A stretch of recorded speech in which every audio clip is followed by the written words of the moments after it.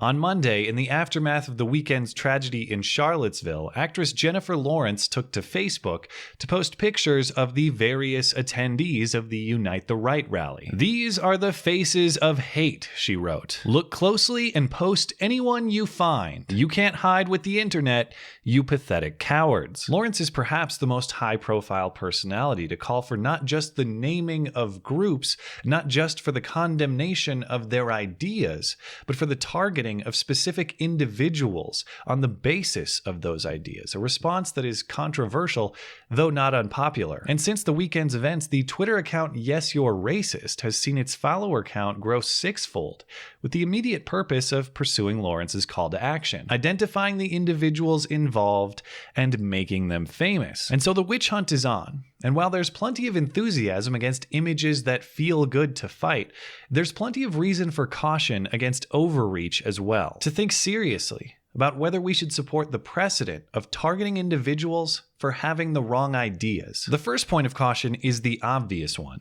mistaken identity. If you're gonna burn the witch at the stake, you better be damn sure she is in fact a witch. On Saturday, the Yes You're Racist Twitter account started a search for this particular individual in a University of Arkansas engineering t-shirt. Because the guy in the photo looks vaguely like Assistant Professor Kyle Quinn, the University of Arkansas was contacted and pressured to fire Kyle. And over the weekend, he and his family were harassed and threatened into leaving their home. They posted online my home address, and we didn't feel safe being in our home at that point. So we stayed with a friend on Saturday night because of that. The university sent a release saying they verified that the man in the photo was in fact not Quinn. All he asks now is for people to double check what they share online. Reply to these things with official statements and information rather than just blindly retweeting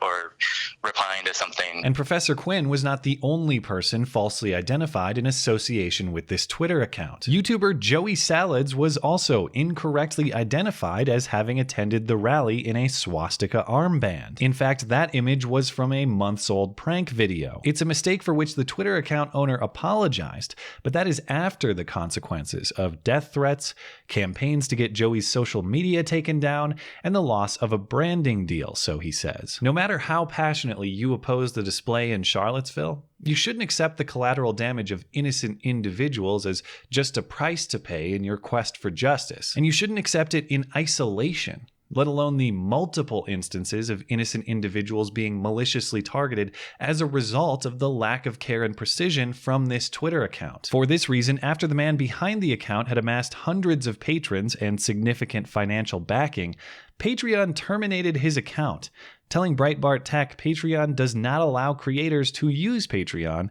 to fund the practice of doxing. "We do not believe anyone should be doxed and take a strong stance against it regardless of who is being doxed." And it's that principle that is our second point of caution. It's easy to think we should punish Nazis. It's the American way, you'll hear people say. But understand, if you support the actions of this Twitter account and others like it, you are establishing the precedent that people should be targeted and harassed solely on the basis of having the wrong ideas. There is no reason to suppose that precedent won't turn around to harm you in the future, as it already has to the owner of this account. On Sunday, 4chan reportedly identified the man as Logan Smith, an employee at Progress North Carolina Action and a Huffington Post contributor. Smith and his family have been threatened, but he insists he will not cave to opposition intimidation tactics. Apparently, his standard of whether bullying and intimidation are okay depends upon whether the target has the correct ideas or not. Again, a very worrisome precedent. But maybe you think this is no big deal. Maybe you think, hey, these guys made a decision to put their terrible views on prominent public display. They volunteered themselves already. I see no problem with putting their identities on public display either. And I do think there's a bit of truth to that. These rally goers did make the decision to put their faces on public display, but I caution still.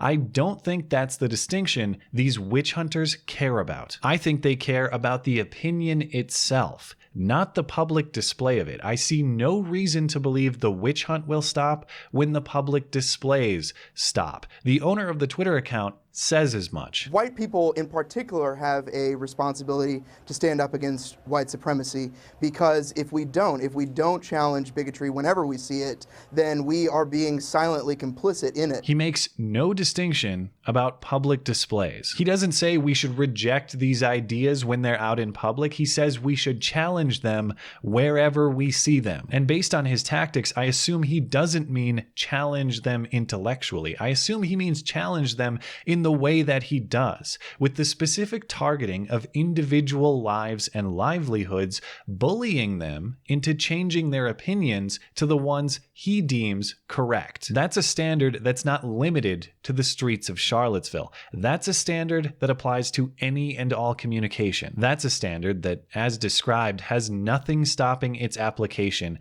to your personal thoughts inside your own head. Ultimately, we have to think about these actions not in the context of momentary disdain for neo-Nazis, but in the context of broader principles. I favor free speech for neo-Nazis not because I agree with their message, but because I want free speech for myself. Taking theirs today means mine is vulnerable tomorrow. Accordingly, I don't want to invade the private lives of neo-Nazis not because I agree with their worldview, but because I don't want my private life invaded for having the wrong ideas. The precedent we are setting is that there should be certain boundaries of acceptable thought, and if you step outside them, you should have your life ruined. Maybe you're comfortable with that in the context of neo-Nazism.